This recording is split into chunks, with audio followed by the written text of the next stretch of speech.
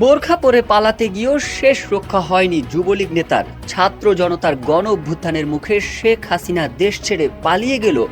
এমন ভয়াবহ বিপদে পড়েছেন আওয়ামী রাজত্বের মন্ত্রী, এমপি এবং আওয়ামী নেতাকর্মীরা।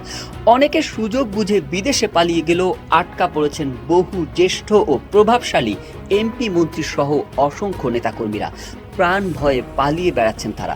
গত 5 আগস্ট প্রধানমন্ত্রীর পদ থেকে পদত্যাগ করার পর সামরিক হেলিকপ্টারে করে ভারতের উদ্দেশ্যে বোন শেখ রেহানাকে নিয়ে পাড়ি জমান শেখ হাসিনা। তার তাৎক্ষণিক সিদ্ধান্তে অনেক মন্ত্রী, এমপি দেশ ছাড়তে না পেরে দেশেই ঘা ঢাকা দেন। এমন খবরও চাউর হয়েছে যে বিভিন্ন দূতাবাসের দ্বারে দ্বারে ঘুরে আশ্রয় চাচ্ছেন অনেকে। আওয়ামী লীগের তৃণমূলের নেতাকর্মীদের অবস্থাও খারাপ। ফেনীর সোনাগাজীতে বোরখা পরে পালানোর সময় যুবলীগ নেতা মুশফিকুর রহিম মিশুকে গলায় ফাঁস দিয়ে হত্যা করেছে দুর্বৃত্তরা। কেউ না বুঝলেও আমরা আপনার প্রয়োজন বুঝি, আর তাই তো অত্যাধুনিক ফিচার সম্বলিত বিভিন্ন সাইজ আর কালারের 250-টিরও বেশি ডিজাইন অপশন নিয়ে ওয়ালটন স্মার্ট ফ্রিজ বোঝে আপনার প্রয়োজন।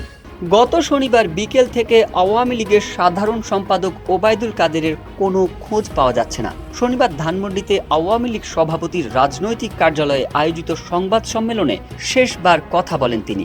রবিবার থেকেই তাকে খুঁজে পাওয়া যাচ্ছে না। ধারণা করা হচ্ছে রবিবার রাতেই দেশ ত্যাগ করেছেন ওবায়দুল কাদের। বর্তমানে তিনি সিঙ্গাপুর অথবা নয়াদিল্লিতে আছেন।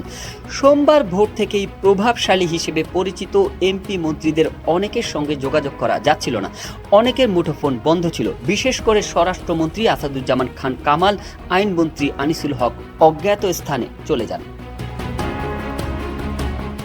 এর আগে শেখ হাসিনা সরকারের ক্ষমতাধর উপদেষ্টা সালমান এফ রহমান, অর্থমন্ত্রী মাহমুদ আলী, বস্ত্র ও পাটমন্ত্রী গোলাম দস্তগীর গাজী ও ঢাকা দক্ষিণ সিটি কর্পোরেশনের মেয়র শেখ ফজলেনুর তাপস বিমানযোগে দেশ ছাড়েন। তবে তারা কে কোন দেশে গেছেন তা জানা যায়নি। রবিবার রাতে পররাষ্ট্রমন্ত্রী হাসান মাহমুদের পরিবারের সদস্যরা ইকে 586 নম্বর ফ্লাইট যোগে দেশ ত্যাগ করেন। তাদের গন্তব্য ছিল সংযুক্ত আরব আমিরাতের দুবাই বিমানবন্দর। মূলত এর পরপরই গণহারে মন্ত্রী, এমপিদের দেশ ত্যাগের খবর সামাজিক যোগাযোগ মাধ্যমে ছড়িয়ে পড়ে। সূত্র জানায়, মন্ত্রী, এমপিদের অনেকে শেষ মুহূর্তে শত চেষ্টা করেও আর দেশ ছাড়তে পারেননি।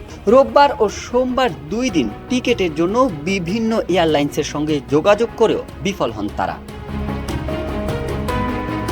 অনেকে পরিবারের সদস্যদের নিরাপদে বিদেশে পাঠাতে পারলেও নিজে আর যেতে পারেননি। এদের মধ্যে পররাষ্ট্রমন্ত্রী হাসান মাহমুদ, তথ্য প্রতিমন্ত্রী মোহাম্মদ আলী আরাফাত ও তথ্য প্রযুক্তি প্রতিমন্ত্রী জুনায়েদ আহমেদ পলক।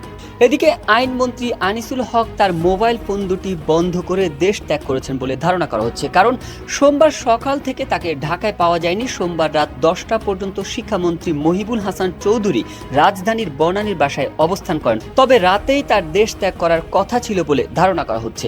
আওয়ামী লীগের সঙ্গে সম্পৃক্ত পুলিশের ঊর্ধ্বতন কর্মকর্তারা জনসমাগম এড়িয়ে যাচ্ছেন। অনেকেই নিজ বাসা বা সরকারি বাংলোতে না গিয়ে আত্মীয় স্বজনের বাড়িতে অবস্থান করছেন। অন্যদিকে দেশ ছেড়ে পালানোর সময় বিমানবন্দরে এখন পর্যন্ত আটক হয়েছেন জুনায়েদ আহমেদ পলক, পররাষ্ট্রমন্ত্রী ও আওয়ামী লীগের যুগ্ম সাধারণ সম্পাদক হাসান মাহমুদ। অবৈধ পথে ভারতে পালিয়ে যাওয়ার সময় ফেনী জেলা আওয়ামী লীগের সাধারণ সম্পাদক, ফেনী 2 আসনের এমপি নিজামুদ্দিন হাজার